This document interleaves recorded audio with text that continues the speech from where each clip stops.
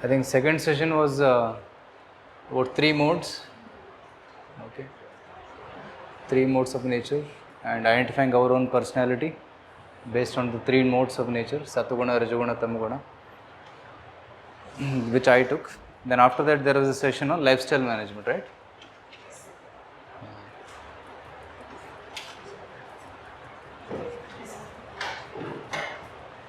Okay. PQ, IQ, EQ, SQ. So these are the 3 topics covered till now. So today we'll be discussing about stress to smile.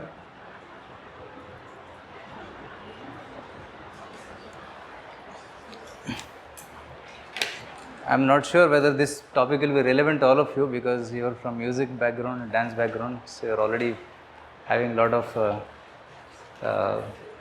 stress-free life. Not like software engineers who have a lot of stress, right? There is no deadlines. I was in software background, and he is Yatish. He is also from corporate background, so there's a lot of stress there. But I will surely cover this topic today, so that this will help you to relieve other stress and to understand the mechanism of stress. Here we are learning these topics to apply it in our life and also to help others in their life.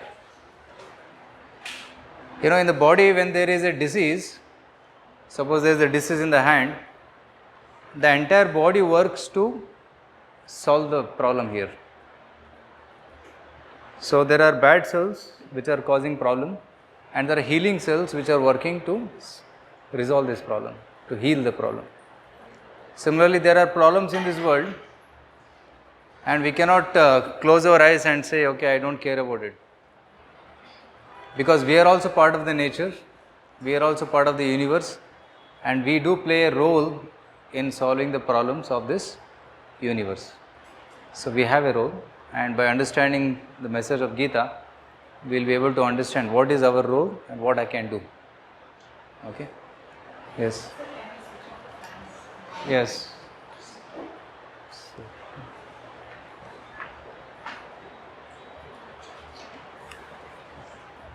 So can you answer this question? How do I know that I am in stress? Yeah. Breathing is fast, okay. Physically, you have symptoms. Physical symptoms like? Headaches or stomach aches or... Okay, headache, indigestion, constipation, okay. Huh? Not able to sleep. Not able to sleep, sleepless nights. Not able to concentrate on one. Unable to concentrate, okay, too much distraction, okay. Yes, you had something to say? Okay. Please ask these questions to yourself. Do you get sound sleep at night? Okay. Do you feel tired throughout the day? All day? Do you get angry at small issues? Making a mole into a mountain? Do you feel headache? When pain in your neck? So, if the answer is yes, then there is some degree of stress. Okay. So, what is stress? A great worry caused by difficult situation or something that causes this condition. Okay. A great worry caused by difficult situation or something that causes this condition. So, that is Cambridge Dictionary's definition. So, this person is in stress.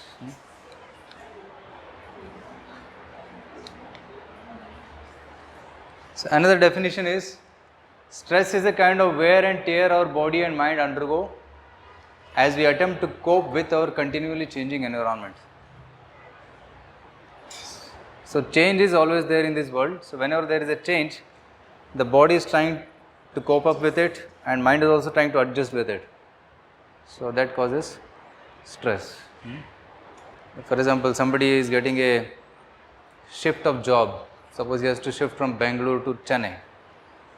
And many people have nightmares because they can't bear the heat of Chennai. So one person was shifting from Bangalore to Chennai. He said, how will I survive? I need AC room because it's so hot. Whole year it's hot. So it's kind of wear and tear which the body is trying to cope up with. So another boy came to me and said, Guruji, I'm in great stress. What happened? I'm going to get married, he said. Because change, right? So there's going to be some change. So is stress good or bad? Bad, okay. How many say it's bad? Stress is bad. Okay, how many of you say stress is good?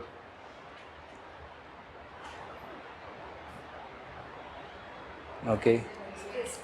Is pressure good or bad?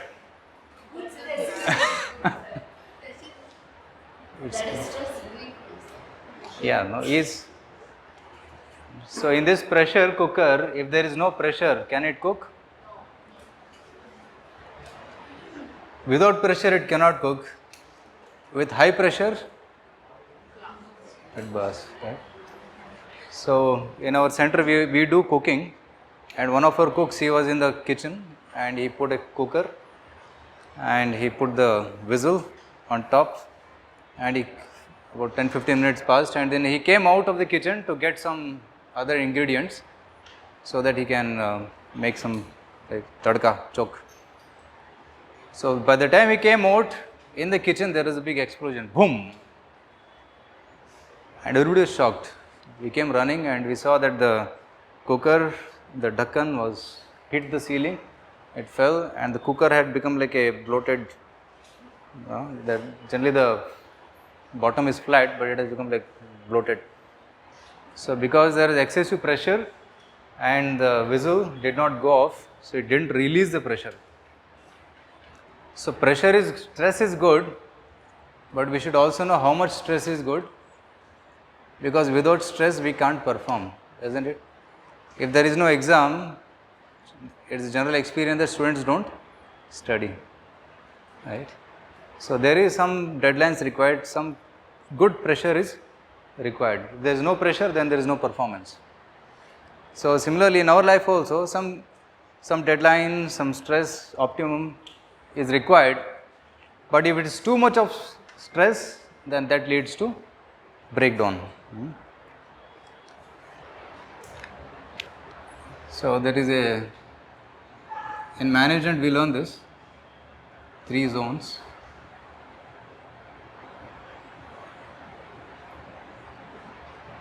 So here is a comfort zone. Okay. Comfort zone means सब ठीक चल रहा है and I am happy with my life, and he doesn't have any higher goals. Whatever he has, that much he is happy with.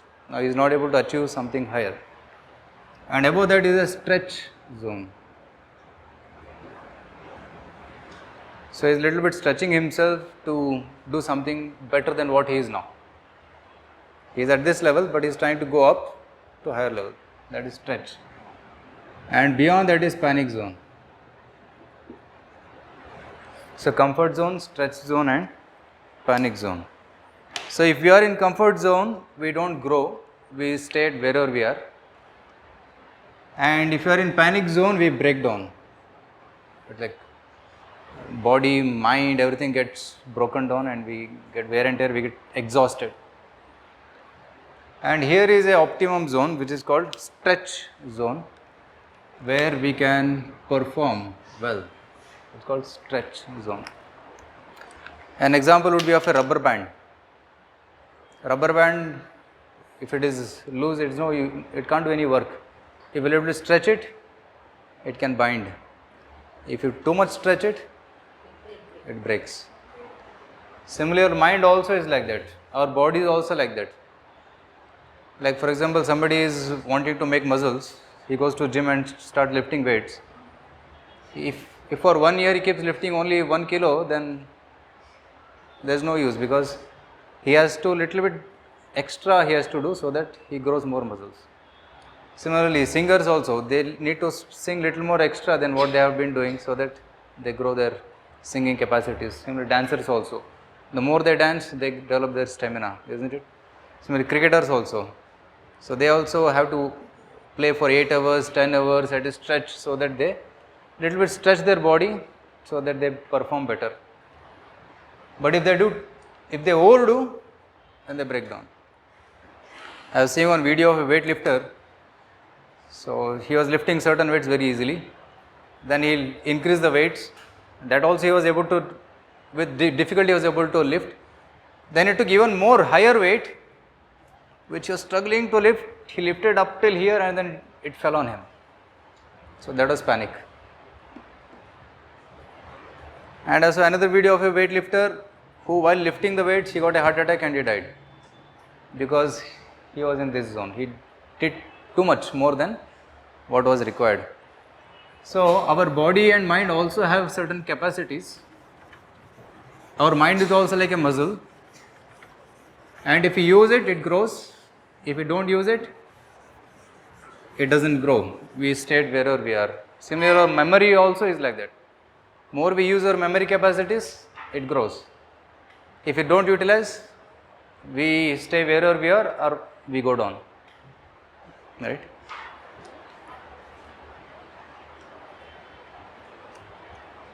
See here.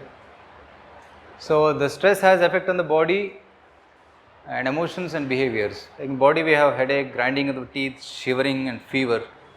These are the physical symptoms of stress. Then emotionally we get depressed, we get angry, irritated and anxious. And in behavior, sometimes we do not sleep, sometimes we eat a lot and we do not eat. Both are symptoms. Right? Sometimes people in stress, they don't eat, they become thin. And sometimes people in so much stress, they keep eating, they become fat. Both are symptoms of stress. And sometimes one cries. So these are some of the symptoms of stress. On next page, we are going to show some items. And you have to tell me whether it causes stress or no. We will not take all, we will take few of them. Now, beating deadline to get thrill. Beating a deadline might cause stress. Yeah. Okay. Planning? No stress. Right? If It might depends on what are you planning. okay.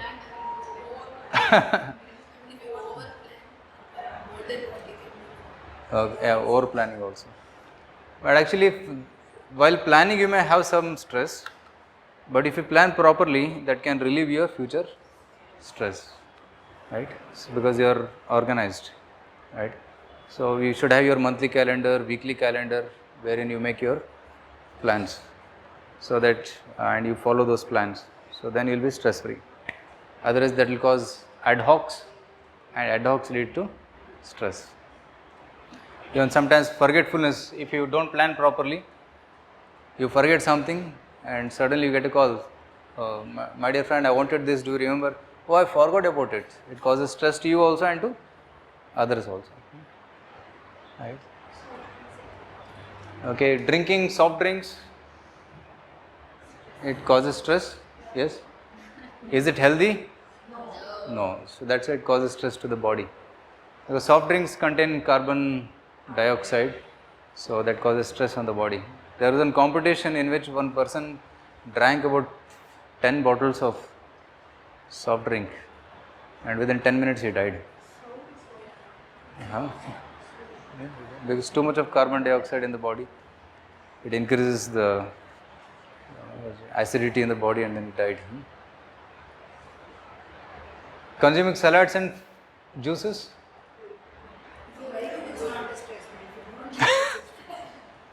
But whether you like it or not, it's healthy for the body. Yeah, you don't like it until you're forced to eat it. Okay, juices you don't like? You don't like juices? Juices. Eating at midnight? Sir, if you like, it is Eating at midnight. It's not healthy, so it causes stress on the body.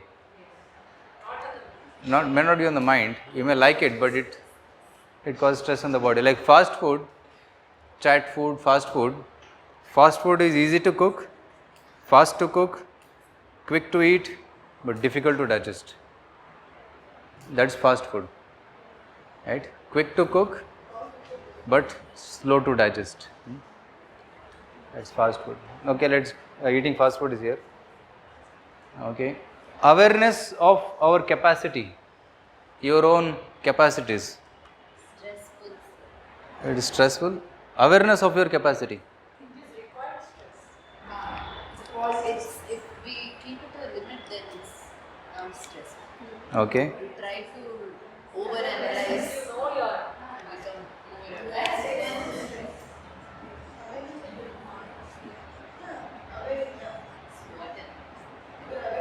You know this? Strength, weakness, threat. Opportunities and threats. So awareness of your SWOT, it will help you to relieve your stress, because you know, okay, this is my strength, I will work on this. This is my weakness, I will avoid this. And these are the opportunities I will try to pick up. And these are the threats I will be careful about. So if you are aware of your SWOT, then it will help you to relieve stress. You will be peaceful. Because if you are not aware of your SWOT, it will cause tension. Okay, let me show you something.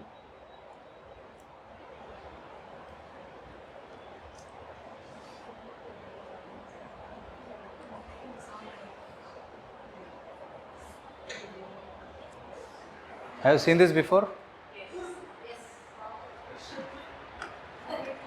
There is a school and there is a school teacher, and the students were I think it is a crow, it's a monkey, penguin, elephant, fish, and a sea seal, and there is a dog. Okay, and the examination is what? For a fair selection, everybody has to take the same exam. Please climb the tree. Okay, please climb this tree. Who is smiling? Okay, he is stress free. And all of this, see, this jaws are open. Penguin is shocked. Elephant is shocked. He is also, fish is fully shocked. So, awareness of one's strength was happy, created happiness for him. But he was weak, so it caused tension. But in case the competition is, who will swim this river? Fish will be, fish, elephant, penguin, they will be happy. Monkey will be in tension. Right? So anyway, now the modern students are always in tension. Why? Because our education system is designed like this. There are different category of students, but evaluation criteria is one, marks. Markswadi. So who gets how many marks? That is the criteria of success. But no. So Albert Einstein says everybody is a genius, but if you judge a fish by its ability to climb a tree, it will live its whole life believing that it is stupid. Similarly, we are taught to think that, okay, marks is the criteria, and if somebody is just 40% just pass, whole life he will think I am stupid. But Albert Einstein was a college dropout. Steve Jobs was a college dropout. And our, Ambani was a college dropout. So are they stupid? No. So they understood what is their strength, and then they focused on their strength, they become successful, isn't it? So in India, the Gurukul system was like this. It was based on the strength and weakness of a person. Whatever they were strong at, that was encouraged. Now Duryodhana did not feel inferiority complex seeing Arjuna, because Arjuna was an archer. Duryodhana didn't feel inferiority complex because he was good in mace fighting. Now, seeing this both of them, Nakula Sahadeva didn't feel inferior. They were good swordsmen. And Yudhishthira was good at javelin. So, in this way, each one was good at something. So, there are 5 fingers, all 5 fingers are different. Right? Thumb should not compare with the small finger. Both are different and everything has a purpose. But when they come together, they are one unit. They are powerful. Similarly, 5 Pandavas, they were different, but when they were together, they were strong. So, good leaders, they don't feel threatened by seeing difference. In fact, they appreciate the differences in others. You are different than me, so that is positive point because we can have better team. You can do what I cannot do. Similarly, Pandavas appreciated the differences and in this way they united and each one did their task properly and they were successful. We will have another session on leadership lessons from Mahabharata, where we will take all the characters of Mahabharata. That will go for 2 sessions. All the characters of Pandavas and some characters of Kauravas, and we will compare both of them, their war strategies, their relationships, their team building skills, their character, morality, all those things, and we will see what qualities a leader should have. Okay. So, modern education system has only one scale of success, but in Gurukul system there was different scale of success. You are good at this, you become successful in this. So, Dronacharya, although he was a martial teacher for everyone, he taught different skills to different students. That is Gurukul system. There is individualized, specific training for a person. There is no common training. Common training is there, some basic things have to be known for all, but specific training is given to those who are interested in that. So, that is called Varnashrama system. Whatever one is good at, he is taught. Somebody is good in learning and teaching, so he is taught to be a Brahmana. Somebody is good in warfare, administration, management, then he is taught the skills of a Kshatriya. Somebody is good in business, cows, cow protection and agriculture, he is taught the skills of a Vaishya. And somebody is skilled labor, he is taught the tools and techniques of a Shudra. So, in this way the 4 categories were made based on duties and their gunas. Guna karma vibhagasha. Right? Chaturvarnyam maya srishtam guna karma vibhagasha. In 4th chapter Bhagavad Gita, Krishna says this. So, if one knows one's strength, okay, what I am, then he will be peaceful. So, that is why Krishna in Bhagavad Gita says, choose your occupation according to your nature. If you choose your occupation which is against your nature, there will be lot of struggle. Like somebody's nature is not to be a teacher, but if he is put as a teacher, he will get a lot of stress. But if one likes teaching, then if he is told to teach, then he enjoys it.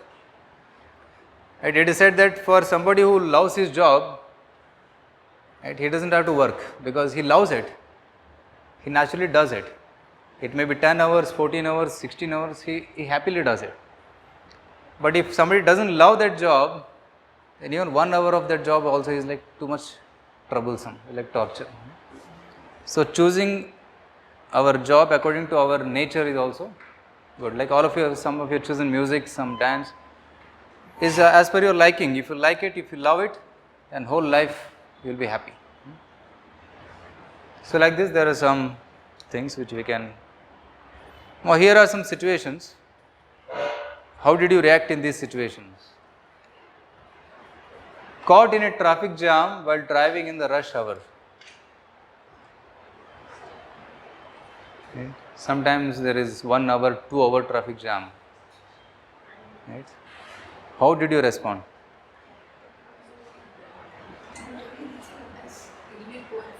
Yeah, it depends on most of the time we're okay. Sometimes most of the times we'll just turn off the engine. Relax. Okay. Sometimes we get irritated. Not in a good mood. Sometimes you get irritated. Yeah. So that is your response. Okay. And sometimes you will be sitting peacefully, but neighbors will come. chalo, chalo, pom, pom, pom. So that is, they're restless. Like yesterday in Delhi, there was a fog, and for about 10 hours, about many flights were cancelled. And there is, and this is reading in the news, a huge commotion in Delhi airport. People are responding differently to such an extent that one person went and punched the pilot. It happened yesterday. 13 hours delayed, right? So his patience was lost, he went and punched. Now, is it a good response?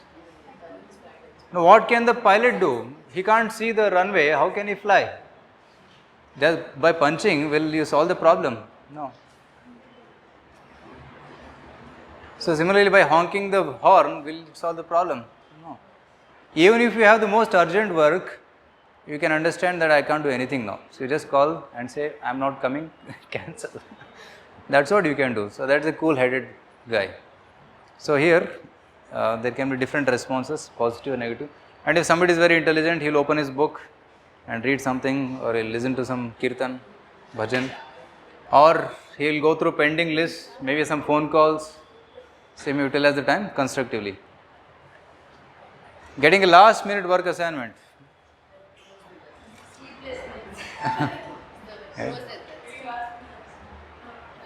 Sometimes it happens, we are about to walk out and then somebody comes and says, just 1 minute, you have last work to do, or something like that.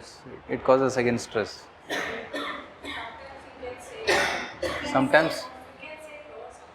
Sometimes yes, but not all the time.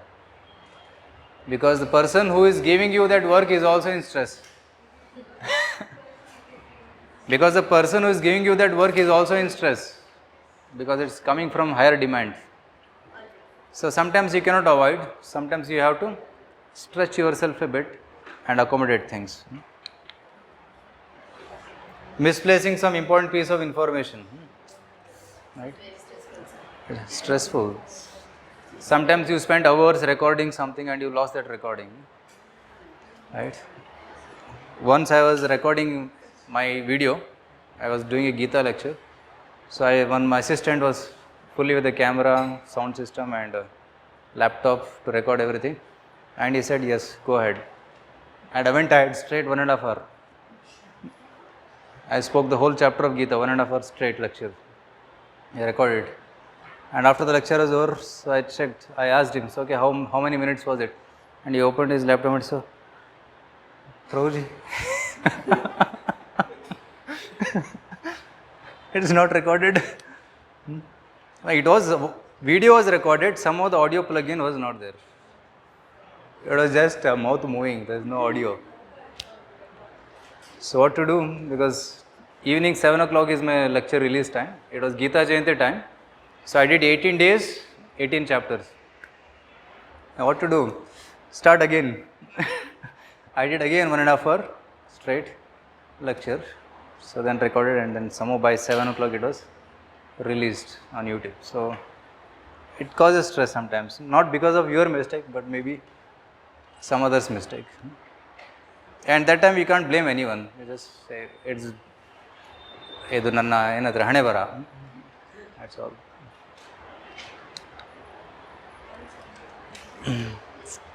Right? You took a gadget from your friend, promising him, I'll just use it and give it back to you. And when you went home, maybe your kids or somebody was handling it, it dropped. That's it. So what to do? So it happened. Some person took a item, it got broken, and without his knowledge, just came and kept it back, and went as if nothing has happened. But that's going to break the trust, isn't it? This is very important. It can break the trust between relations. So honest thing is to go and admit, I broke it. Please let me know how much it costs so I can get a new thing for you.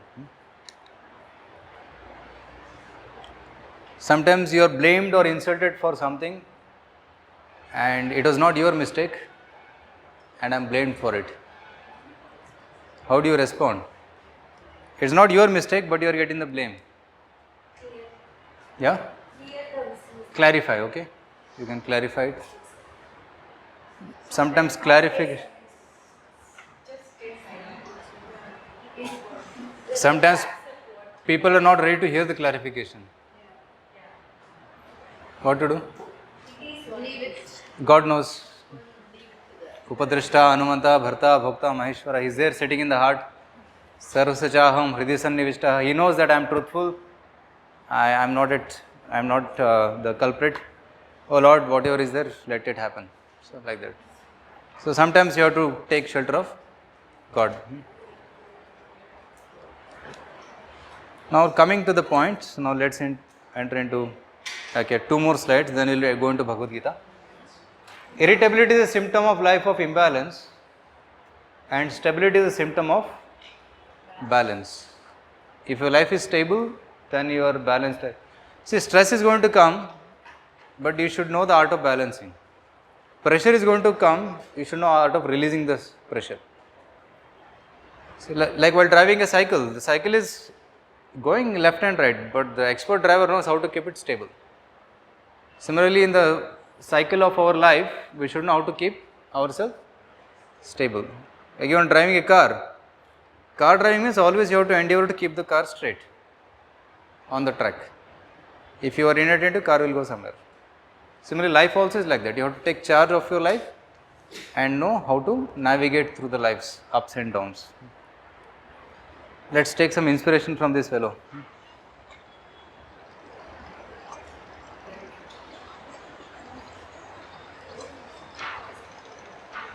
Our life is like this only. Responsibilities are not going to reduce. As we grow in life, responsibilities are going to increase only. And we should know how to handle it.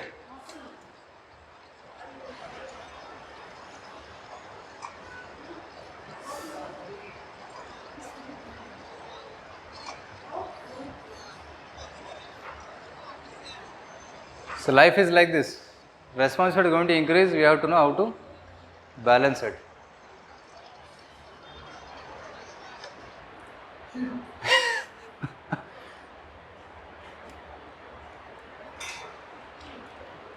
So coming to the mechanism of stress, how it is generated. So we have karmendriyas, gyanendriyas. These are gyanendriyas. Sight, sound, touch, taste, 5 gyanendriyas. So when the gyanendriyas take the information from this world and send it to the mind, and mind sends it to the intelligence, and intelligence tries to understand whether it is a threat or not a threat. Okay, for example, you come to the office in the morning or college in the morning and your teacher is standing like this with angry face, and I saw in the gate one teacher was standing like this and he was watching the shirt of the people. Is it tucked in or not? So for those who are not tucked in, they get stressed immediately. Because the intelligence is thinking, oh, I am breaking the rules of the college, so I should be disciplined. So immediately it causes stress. Okay, it causes stress. And when the cause of the stress is known, immediately he will take corrective action. And the stress is released. Okay. If it comes to know the cause of stress, then stress is released. So then happy. Now if the intelligence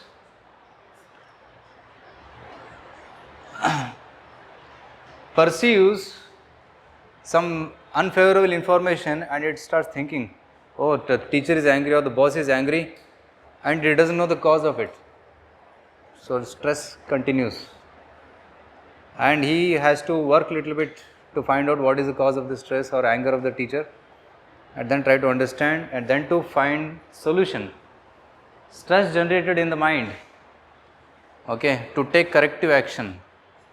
Like for example, when the foreign body enters into our body, virus or something, the body generates stress because it starts fighting with the body. So fever comes. The temperature is a symptom of stress inside the body.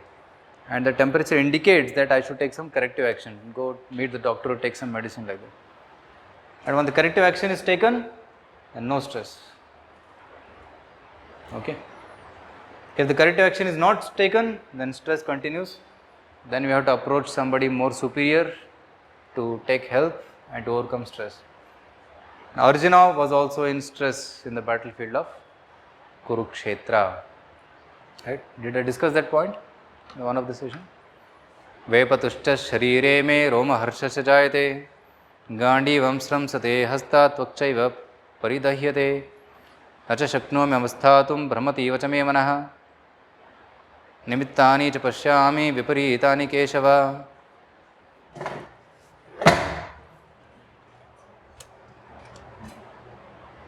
My laptop is in stress.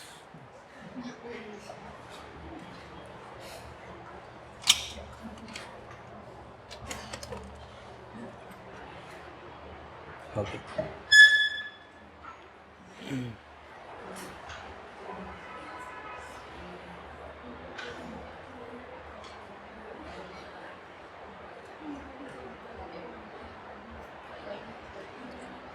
Arjuna is telling here, these 4 verses, 1.28 onwards, chapter 1, sloka 28, 29, 30, talks about Arjuna's stress. So kindly repeat. Arjuna vacha drishtvaimam swajanam Krishna yutsum samupasthitam sidanti mama gatrani mukham cha parishushyati. Drishtva imam swajanam Krishna, seeing my relatives assembled in front of me, yutsum samupasthitam, with the desire to fight in this battlefield.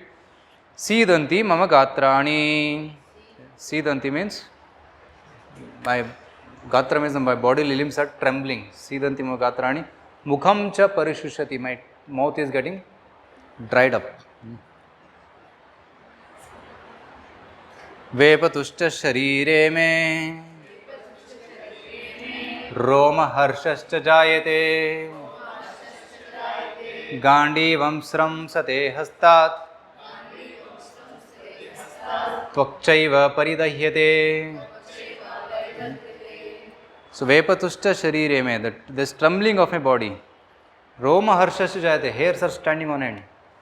Gandivam sramsate hastat, like sometimes pen slips because of sweat, tension, sweat comes and it slips. Similarly, Gandiva, which was given by Varuna, very powerful weapon, it was slipping from his hand. Tvakchaiva paridayate, my skin is burning. And sometimes when person is in anger, ears become red, cheeks become red, it's symptom of stress. Nacha shaknomi avasthatum भ्रमति वच मे मनः निमित्तानि च पश्यामि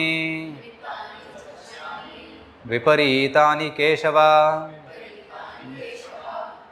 न च शक्नोमि अवस्थातुम्, I am not able to stand. भ्रमति वच मे मनः, my head is reeling. निमित्तानि च पश्यामि विपरीतानि, विपरीतानि निमित्तानि पश्यामि. Nimitta means some signs in the nature. Viparitani nimittani means apashakuna. There is one whole book called as Nimitta Jnana. By seeing the natural phenomena, we can decipher some information from it. Right? For example, the crow is shouting, from that what to decipher. Or sometimes the body is trembling. Sometimes the eyelids go like this, like this, like this. And sometimes the hand goes like this, trembling. What do we understand by that? Right? It is said that for men, if the right side of the body is trembling, that is a good sign. And if left side is trembling, it is bad sign. And for women, it is reverse. If left side of the body shows some trembling, it is good, auspicious, something good is going to happen. And right side trembling, and something bad is going to happen. So these are nimittas. Because we are part of the nature, so nature gives some indications to us to get ready for what is going to come. So there is a whole book written on it called Nimitta Jnana. right? Even the dream, the science of dreams also. When you get a particular dream, how to decipher it, how to decode it. So that is also given in Nimitta Jnana. And suppose you see some birds or insects behaving peculiarly. Like in Japan, there was earthquake. Few hours before, the birds were restless, doesn't it? That indicates that calamity is going to happen. And in the first rain, before the first rain, all the ants come out. If the ants are coming out, means within a few hours, rain is going to come. So these are some nimittas which animals and insects and birds can also read. By seeing that, we can understand something. Now Arjuna here is seeing bad omens, bad nimittas, means destruction, great destruction is going to happen. Right? Like Kamsa also, the day before he was killed, he saw himself in a dream smeared in red, put red garlands and being taken on a donkey or something like that, which indicates death. Such a dream indicates death. Right? So these are nimittas.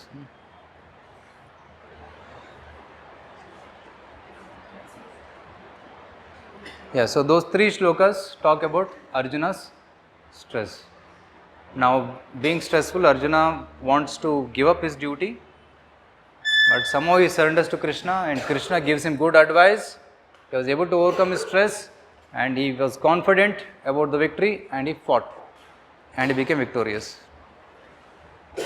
So, let's see Bhagavad Gita's analysis of this stress.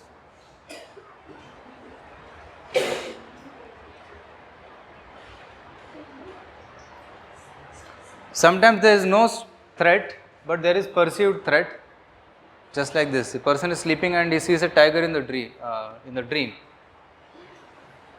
Although the tiger is in the dream only, but still he gets perspiration, fever, and also palpitations, because he feels it is real.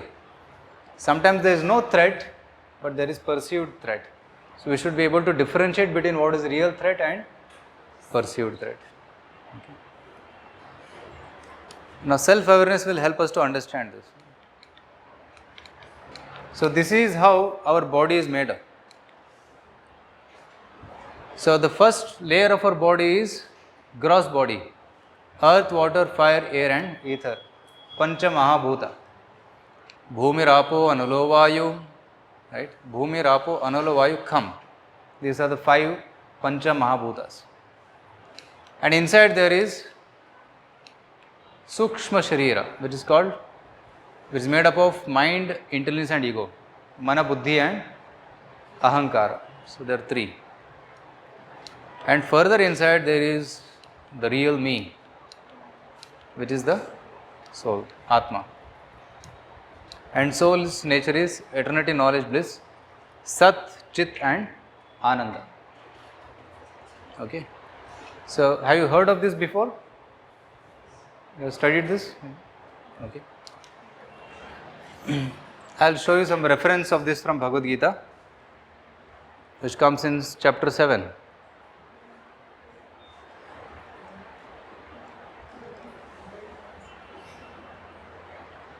7.4. So kindly repeat. Bhumirapo nalo vayu khammano buddhirevacha ahankara iti yamme bhinna prakritirashtadha.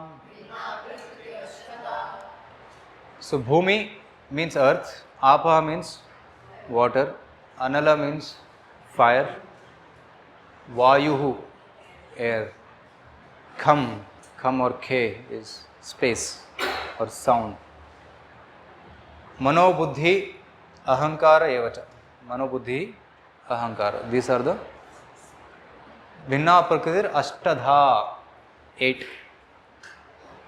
Ashtadha, 8. These are all the elements of Prakriti, material nature.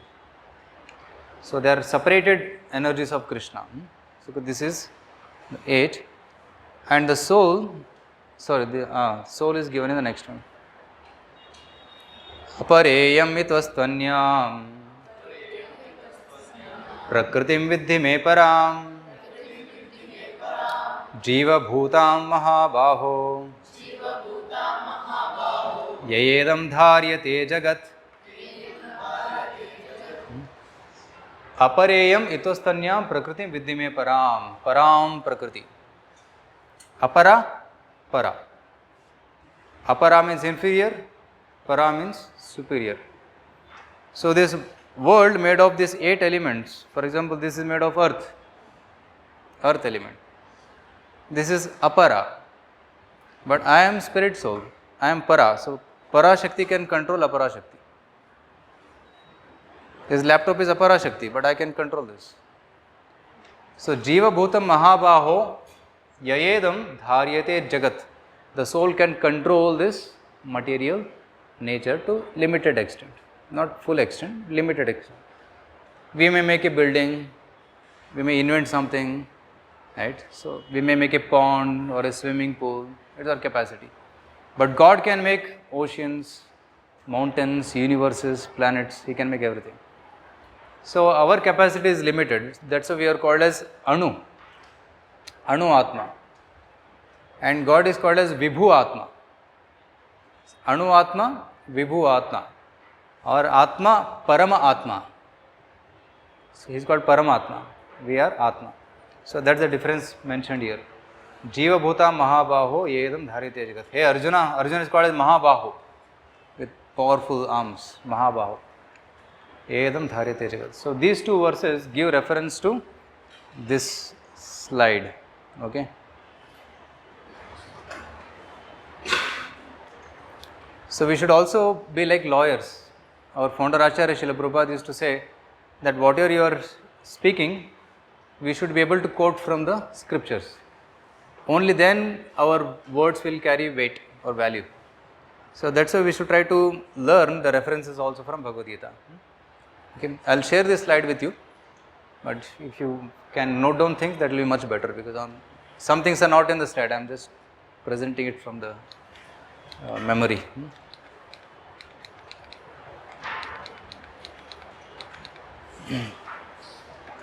So these are the 5 senses called Jnanendriyas, and the Jnanendriyas are connected to the mind, and mind is connected to the intelligence.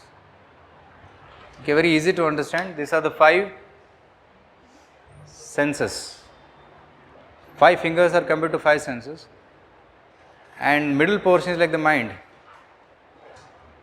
Okay, and this controls the 5 senses. So mind is like the controller of the senses, and the mind is connected to the intelligence. Intelligence is connected to the ahankara. Ahankara connects the soul. So in this way, you can, my Guru Radhesham Das, he explained in this way. Very easy to understand.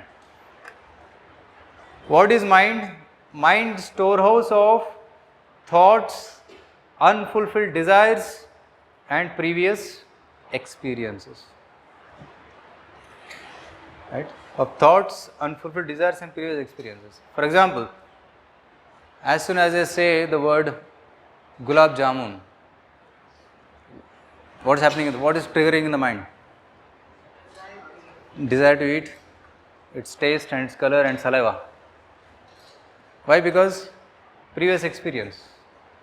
As soon as I say any item, it immediately connects and gives the experiences, because it is all stored inside. And as soon as I say Karela, bitter gourd, Karela, Agalkai. Some people get repulsed by that. Oh, not so good. Especially Karela juice. So it's storehouse of thoughts. Based on what inputs we get through the senses, the mind processes it, and the intelligence decides. Oh, gulab jamun, I like to take it one. Karela, maybe let somebody else take it. I will take gulab jamun. So intelligence decides based on the previous experiences. Okay. So if you compare this to a computer, the senses are compared to input-output devices. Okay. Generally, Gyanendriyas are input devices and Karmendriyas are output devices. There are 5 Karmendriyas which are not mentioned here, like speech. Mouth is a Karmendriya, it does work. Hand, Karmendriya, and leg is a Karmendriya, and rectum and genitals, they are the Karmendriyas. These 5 Karmendriyas and 5 Gyanendriyas, they are like the input output devices. And mind is like the memory, or you can say a RAM or hard disk, whatever you can say. And what is CPU? Intelligence. It's a processor. Now who is sitting here? Soul, who is controlling all this. So he is like the user. So user or the Atma uses all this. Like I have a computer, but unless I press the button, it will not function. Once I press the button, it starts working. Similarly, when the Atma is present, it starts working. When the Atma is not there, it is dead. Now this slide makes it more clear. Okay. This from Kathopanishad. This analogy is from Kathopanishad, Nachiketa Yamaraj Samvada. Yamaraj is explained to Nachiketa. You know Nachiketa's story? Nachiketa was a young boy, son of Vajrashravas, and his father was giving charity of cows, but he was giving old cows. Nachiketa asked, Father, why are you giving old cows? We should give milk giving cows. That's the best charity. Father said, keep quiet. Don't tell anything. Don't argue with me. But he was not feeling good, so Nachiketa was again nagging his father. Father, you should not do like this. You are a Brahmana. Then Nachiketa got disgusted and said, okay, you are giving all these old cows. To whom will you give me? To whom will you give me? And father also became angry. He said, Yamaraji kotbidtini. Yamani kotbidtini. So then, and at that time, whatever they spoke was coming true. So immediately Yamadutas came and took the child, and child was taken to Yamaloka. But somehow Yamaraj had an important meeting. So for 3 days he had to wait. Nachiketa was waiting outside the door of Yamaraj. So after 3 days Yamaraj realized, oh, somebody has come, guest has come. So he went to meet and he begged forgiveness from Nachiketa. Sorry for keeping you waiting for 3 days. In return, I am going to give 3 boons. Please ask me. And Nachiketa says, oh, is it? So then give me 3 boons. First thing, my father's anger should be subdued. You should forget. And second thing he says, tell me the path which leads to heaven. And third thing, I have got a golden opportunity. You are the master of death. I want to know what is the science of death, what happens after death, and how to overcome death. Tell me. Yamara said, ask something else. I will give horses, I will give chariots, take everything, enjoy. I said, no. Tell me the answer to this question. I will give you kingdom, unlimited kingdom. I will make you the king. No. I know that one day you will come and take everything. Right? Yamaraj is the master of death. He will come and take everything. So with you inside, how can I enjoy all this? Please tell me what happens after death. So Yamaraj was very happy because he was testing Nachiketa. And after he tested Nachiketa, then he tells this analogy. He says, Atmanam ratinam vidhi, shariram ratamevacha. Right? Buddhim tusaratim vidhi, mana pragraham evacha. He says, Atmanam rathinam. Atma is the passenger. Shariram ratham evacha. Buddhim tusaratim vidhi. Intelligence is the driver. Manaha pragraham evacha. Mind is the rope. Indriyani hayanyahur. And the horses are the senses. Indriyani hayani ahur. Vishayanteshu gochara. Vishaya vastu, sense object. They are gocharaha. They are trying to enjoy the sense objects. So this is the situation of the soul right now. Okay. So now the situation of the soul is the senses are uncontrolled, the mind is weak, and the intelligence is not sharp. Now the passenger wants to go to the destination. Imagine if the soul, suppose you book a, nowadays we don't find these chariots, unfortunately. So I had to take the example of a car. Suppose you book a Uber cab, and the car driver comes, and the car driver says, कहाँ जाना है आपको? Okay, Majestic जाना है, railway station. Then you sit in the car, and in between the car driver sees some shop and says, sir, थोड़ा हसवाಗ್ತಾ ಇದೆ, ಸ್ವಲ್ಪ ತಿಂದ್ಕೊಂಡು ಬರ್ತೀನಿ. Will you say yes or no?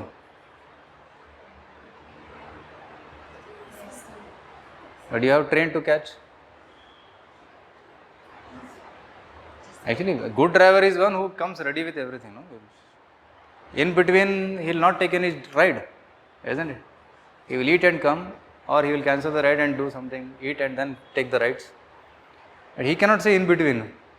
Similarly, the journey has already begun and the senses are telling, okay, this horse is seeing there is some carrot nearby, another horse is seeing some cabbage on this side of the road. And if all the horses go in different directions, can the chariot reach the destination? No, right?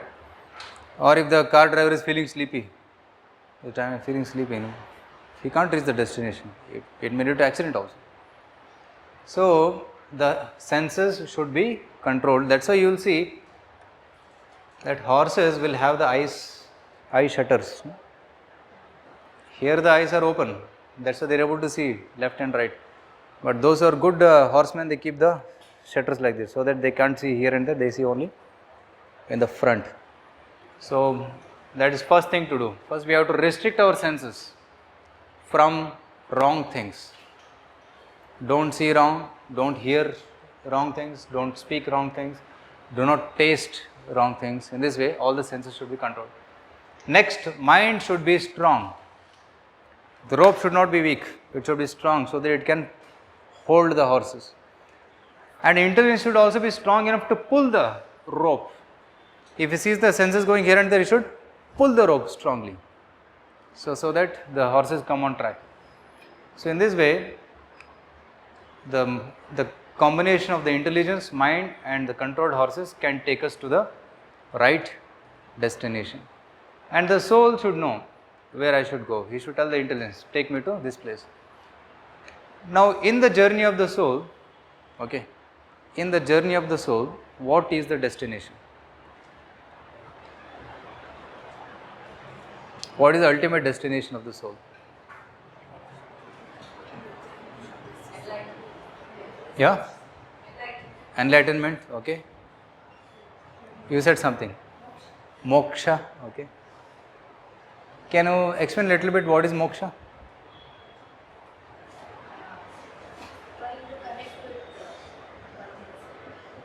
Connect with Paramatma. Okay, that's called as moksha. Okay, fine. So that's the right answer. The soul is on the journey to moksha, and shariram kaludharma sadhanam, and the body is just an instrument, a sadhan to attain that moksha. Okay, we are not this chariot, we are the passenger. Similarly, we are not this body, we are the soul, the passenger within the body. Right? So that is me. So soul's journey is towards moksha. So that's the right understanding. So this brings us to the concept of soul given in Bhagavad Gita, chapter 2.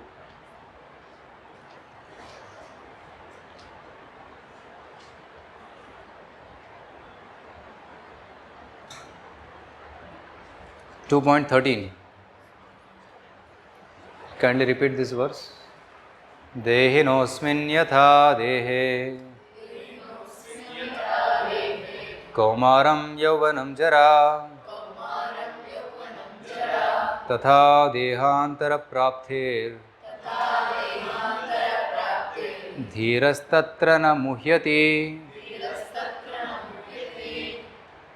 Can, can one of you read the translation?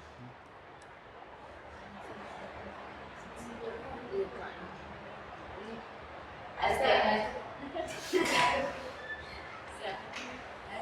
embodied soul continuously passes in this body from boyhood to youth to old age, the soul similarly passes into another body and death.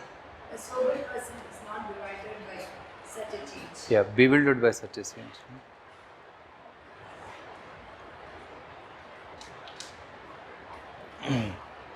So this is Dehinaha Asmin Dehe. Okay. So there is a difference between Deha and Dehi, isn't it? Graha and Grihi. Right? There is a room and there is somebody staying in the room. So there is Deha and there is Dehi, a person sitting inside the room or the body. So the soul within the body is called as Dehinaha or Atma. Dehinaha Asmin Dehe Yatha Kaumaram Yauvanam Jara. Right? So our body goes through different changes, isn't it? Right? When we were small, we had small body. Then we grew up to youth body. Then we became old body. Become old body like this. So there should be a stick also to support. So the body is changing, but Dehinaha, the soul is not changing. Isn't it? Kaumara, Yavanam, Jara. In these three phases of life, the body changed. And if you take your photograph when you are 5 years old, or when you are now 20, 25 years old, and you keep this photograph and when you are 70 years old, you can compare. The body is totally different. Sometimes it happens that you meet somebody after 10 years, you can't recognize their face because it has changed. The body has changed, but the soul has not changed. The feeling of I-ness and minus has not changed, because that feeling is coming from Atma, the soul. So Krishna is saying here, just like the soul passes from boyhood to youth to old age, tatha deha antara prapti. Dehanta means change of body, and the body is changing. Dehantara prapti dhiras tatra na muhyati. A dhira, one who knows this knowledge of Atma, na muhyati. He is not bewildered. Means what? If somebody understands this concept of soul, even if death comes, he is not bewildered. He is not surprised or shocked, because he knows that I am eternal. Nanu sayodilla. Atmakke savilla. Dehakke savuntu. The body has got death, but Atma never dies. Right? This is the enlightenment which Bhagavad Gita is giving us. You never die. You never ever die. Just one shloka before this, Krishna told this concept. See, interesting it is, no? In the second chapter of Bhagavad Gita, 7th shloka, Arjuna surrendered. Karpanya dosho pahata swabha. I am your student, please instruct me. 8th shloka, he speaks something. Then 9th shloka, Sanjay speaks. And 10th shloka, Krishna starts speaking. Achaucha nanva sochustam. So 11th shloka, Bhagavan Vacha. Krishna starts speaking, 11th shloka. So 12th shloka is this one. First thing, what Krishna did is, he elevated Arjuna from material platform to spiritual platform, which solved most of his problem. Most of the struggles which we are undergoing is because we are on our bodily platform. We think I am this body. And we think success means to gratify this body. But Krishna is elevating his consciousness to soul platform, which solved most of his problem. And most of the second chapter is Atma only. From shloka number 11 till 30, 20 shlokas talk about Atma Jnana. Characteristics of soul, nature of soul, reincarnation, Punajanma, right? Eternity of the soul, and its indestructible nature of the soul. That's what is being spoken here, 30 shlokas. And after that, Krishna talks about duty from shloka number 31 up till Karmanyavadikaraste shloka, I think 49th verse. So Krishna talks about this. And 53rd verse, 52nd, 53rd verse onwards, he talks about samadhi. So Krishna talks Atma Jnana first, then about duties, then about samadhi. How to attain that? Samadhi means spiritual consciousness. So here Krishna is telling, Natve vaham jatu nasam, Natvam neme janadipa, Na chaiva na bhavishyamaha, Sarve vayam atah param. Can someone read this?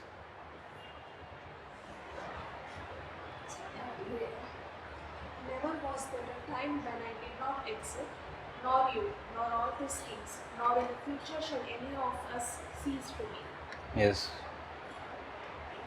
Never was there a time when I did not exist. Means Krishna is telling, I am existing eternally. Natveva aham jatu nasam. Aham. Natvam. Never was there a time you did not exist. You also existed eternally. Ime janadipaha. All these kings, they also existed before. Then, na chaiva na bhavishyamaha. Sarvaiva atah param. They existed in the past, they are now here in the battlefield. They will continue being in somewhere else in the future also. So for the soul there is no death. Krishna starts with this point. Atma can never be destroyed, killed. Only the covering of the Atma can keep changing. Okay, we'll discuss more about this in detail, scientifically, about evidences of Atma, some common sense evidences about Atma, evidences for reincarnation, scientific evidences from other scriptures and religions also. So we'll discuss all this and we'll see how the soul can reach moksha, okay, in future sessions. Okay. So I'd like to leave some time for question answers if somebody has any questions on today's topic. Yes.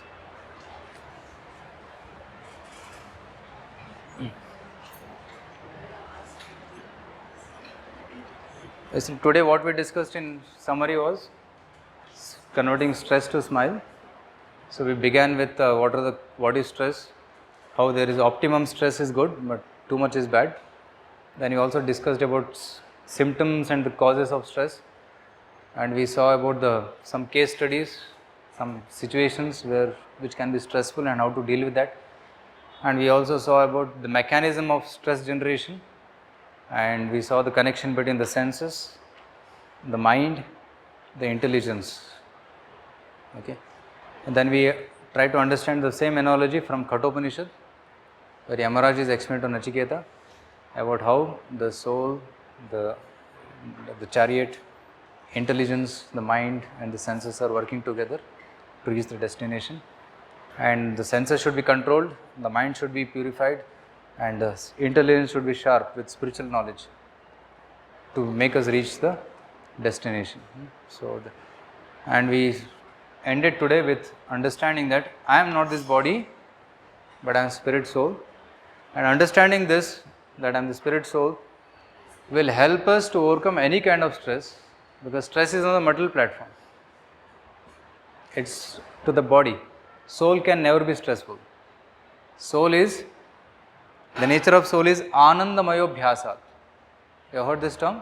Vedanta Sutra says, soul is Anandamayo Bhyasat. It is pleasure seeking and it's full of pleasure. So that's why Lord, anyway, coming to the pleasure, Lord Rama is also called reservoir of pleasure. Right? Rama, the word Rama means reservoir of pleasure. There is a verse which says that Ramante yogino anante satyanande chidatmani iti Rama pade naso parabrahma vidiyate So the name Rama indicates Parabrahma, it indicates all spiritual pleasure. So when the Jivatma connects to Rama or Paramatma with service through bhajan or to kirtan, sadhana, then the soul can experience that pleasure which we are wanting to seek. And once you get that spiritual pleasure in service to Lord, then there is no more stress. This is the ultimate solution for stress. You don't see any sadhus, saints in stress. They are always peaceful, Shantamurtis. But those who are having a lot of desires, they have a lot of stress. Because saints have only one desire, that is to please the Lord. So that's why they are free of all stress. So we have to understand this message of Atma and connect ourselves to Paramatma through the process of yoga or sadhana, and then we can be completely stress free. Okay, so that was in essence what we discussed today. Okay, any questions? Sometimes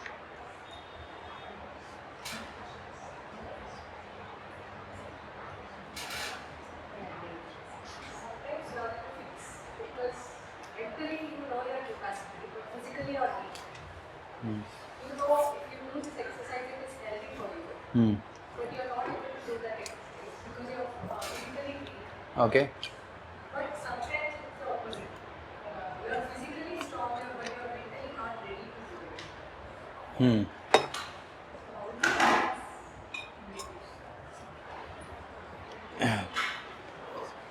Good question. And sometimes we have time and we have some work to do, but the mind is not ready. It happens, huh? We have a lot of time and there's good amount of work to do, but the mind is not ready. So that is lack of dutifulness. That happens because of lethargy, laziness, we call it as laziness, or not giving importance to the work. So that's why Krishna says in Bhagavad Gita that give priority to your work, whether you like it or not. There are many shlokas in Bhagavad Gita I can show you. Krishna is saying to Arjuna, whether you like it or not, fight. For the sake of fighting, you fight, he says. There is a verse in 2nd chapter Gita. He says, just for the sake of fighting, you fight. For the sake of your duty, you do your duty. So that platform is good. That's what Karmanya Vadikarasya shloka teaches us. You are entitled to do your duty, but results are not in your hands, and you are not the cause of your results. Because some people are too much focused on results, and if they feel that by doing this duty I will not get the result, they lose hope. Better let me not do. That is also escaping, right? So Krishna says in that shloka, do your best and leave the rest to God. Isn't it? In 11th chapter Gita, what did Krishna say to Arjuna?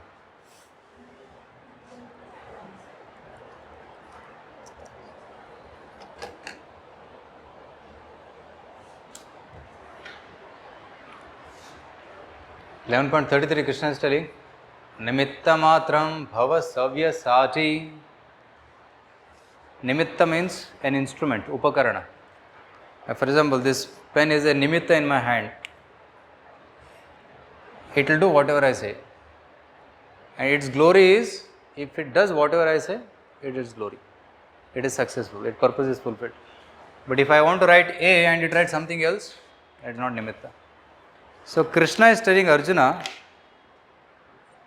I am here in this battlefield and I am directing everything. Will you want to be a nimitta in my hand?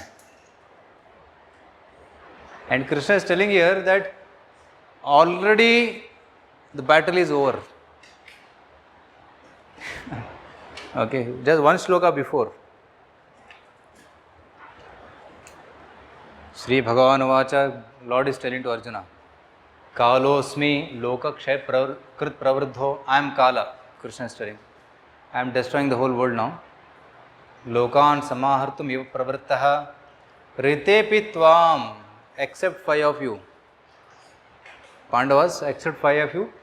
Na bhavishyanti sarve, nobody will exist. E avasthita pratyanikesh yodha, fighters on both the sides, except 5 of you, everybody is going to be killed. This is what is the end result. This is going to happen whether you do it.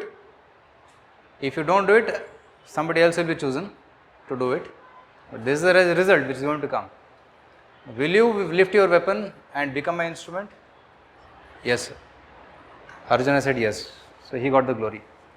Now, if we align with Lord's plan in doing our duty properly, then Lord is happy and our dutifulness is tested.